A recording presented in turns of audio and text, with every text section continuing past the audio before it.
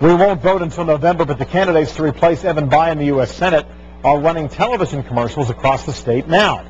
Democrat Brad Ellsworth began running his ads this week. And tonight, Eyewitness News reporter Kevin Rader sat down with the Republican candidate and former Senator Dan Coates.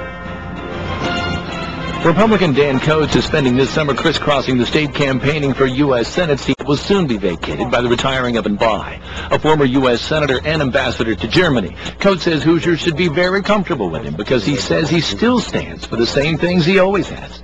Limited government, less spending, lower taxes. The government is not intrusive in our daily lives, more privacy, and faithfulness to the Constitution of the United States. Coates says the biggest issues currently confronting America are the economy, the deficit, health care, and immigration. He says it's wrong for the federal government to sue a state for taking action on immigration that the federal government should have done. It's an issue that has confronted America, he says, since the 80s. And Coates says the problem is the laws are not being enforced.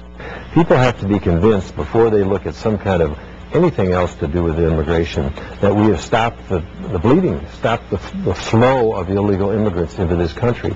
I don't blame Arizona for taking the stand that they've taken. The federal government has failed to secure that border. They take care of special interests, and they don't care if lobbyists write the laws. Coates' Democratic opponent has started a television ad campaign labeling him as a lobbyist, but Coates counters with the litany of problems he says the Democrats have left the country to deal with.